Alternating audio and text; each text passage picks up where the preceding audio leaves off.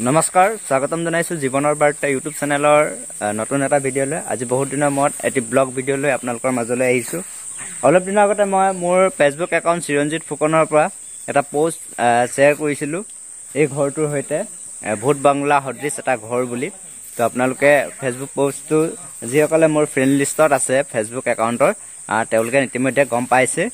তো ইয়াতে মই এই ঘৰটো দেখাইছিলো। এই ঘৰটো আছে টেঙাখাটৰ ফুকনবাৰীস্থিত এই ঠাইখিনিতে আছে।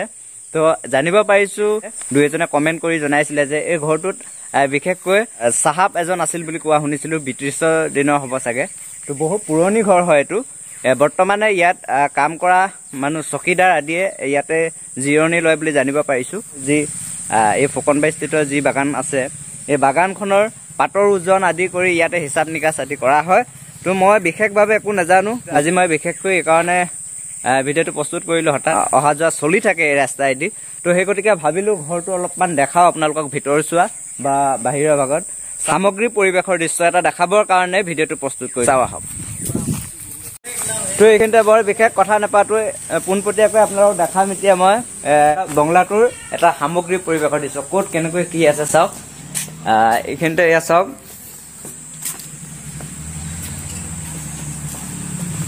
তো ব্ৰিটিছৰ দিনতে নিৰ্মাণ এই ঘৰটো ইমান সুন্দৰকৈ সজাইছিলে। ইয়াৰ গঠন প্ৰক্ৰিয়া খুব ঠিক আছিলে, খুব ভাল আছিলে। আৰু এইফালে কাপোৰ দেখিবলৈ পাইছোঁ। ইয়াতে চাগে কোনো লোকে জিৰণি লয় বা চকীদাৰ আদিয়ে ইয়াতে বিশ্ৰাম লয় বুলি আমি জানিব পাৰিছোঁ। তেনেকুৱাই হ'ব কিবা। তো এইফালে মই গৈ আছোঁ এনেকৈ, আৰু এনেকৈয়ে এখন চিৰি দেখিবলৈ পোৱা গৈছে। এই বঙলাটোৰ এখন চিৰি আছে পিছফালে। এয়া চাওক সুন্দৰকৈ নিৰ্মাণ কৰিছিলে তেতিয়াৰ যুগতে। এয়া আচলতে খুবেই আটকধুনীয়া। কিছু দৰ্জা খিৰিকী এতিয়াও মজবুত হৈ আছে। তো তেতিয়াৰ দিনৰে দৰ্জা খিৰিকী চাওক। আৰু এইফালেদি প্লাষ্টাৰ আদি হেলৱে ধৰিবলৈ আৰম্ভ কৰিছে। তো কিমান যুগৰ কি কথা ইতিমধ্যে কৈ আহিছোঁ যে কিমান যুগৰ হয়, কেতিয়া নিৰ্মাণ কৰা হৈছিল এই বঙলাটো এতিয়ালৈকে আমি গম পোৱা নাই। আৰু ইয়াত আমি তেনেধৰণে ইয়াৰ বিষয়ে উল্লেখ কৰা কোনো ধৰণৰ ফলক আদি পোৱা নাই। এয়া চাওক, এটা পুখুৰীও দেখিবলৈ পাইছোঁ এইফালেদি নিচেই কাষতে। এই বঙলাটোৰ নিচেই কাষতে এটা পুখুৰী আছে। এই পুখুৰীটো চাওক ত্ৰিভুজ আকাৰৰ।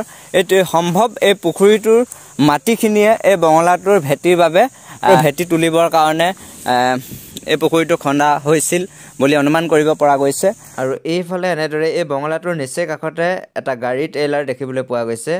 আৰু এই জৰাজীৰ্ণ অৱস্থাত থকা ট্ৰেইলাৰটো দেখি আমি অনুমান কৰিব পাৰিছোঁ যে বহু বছৰ আগৰ হয়। আৰু এই ট্ৰেইলাৰটো সম্ভৱ তেওঁলোকে বাগানৰ কাম কাজত ব্যৱহাৰ কৰিছিল, যিহেতু এই বঙলাটো এটা বাগান ঘৰ আছিল। ইয়াত এজন চাহাব আছিল, বাগানৰে চাহাব আছিল। সেই গতিকে হয়তো তেওঁলোকে এই ট্ৰেইলাৰটো বাগানৰ কাম কাজতে ব্যৱহাৰ কৰিছিল, অৰ্থাৎ বাগানৰ সামগ্ৰীসমূহ এঠাইৰ পৰা আন এঠাইলৈ অনা নিয়া কাৰ্যত ব্যৱহাৰ কৰিব পাৰে। পুৰণি গছ এয়া চাওক, উদং গছ বুলিব পাৰি। গছজোপা প্ৰজাতি এনেকুৱা নে গঠনে এনেকুৱা নাজানো, কিন্তু ইয়াত চাওক গছজোপাত কোনো ধৰণৰ পাত আদি নাই। তো সুন্দৰ পৰিৱেশ, যদিও বা এক জয়ালময় পৰিৱেশ, বিভীষিকাময় পৰিৱেশ। হয়তো ৰাতি এন্ধাৰত অকলশৰে ইয়াত থকাটো সম্ভৱ নহ'ব কিছু লোকৰ ক্ষেত্ৰত। যি কি নহওক, আজি ভিডিঅ'টো ইমানতে সামৰণি মাৰিছোঁ। পৰৱৰ্তী সময়ত এই বঙলাটোৰ সন্দৰ্ভত আপোনালোকক বিশেষ সবিশেষ তথ্য সহকাৰে আপোনালোকক জনাবলৈ চেষ্টা কৰিম। ময়ো জানিবলৈ প্ৰয়াস কৰি আছোঁ, আপোনালোককো জনাবলৈ চেষ্টা কৰিম। গতিকে টাটা, আজিলৈ মোৰ এই ভিডিঅ'টো ইমানতে আজি এই ফুকনবাৰীস্থিত এই বঙলাটোৰ পৰা সমাপ্ত কৰিছোঁ। ধন্যবাদ।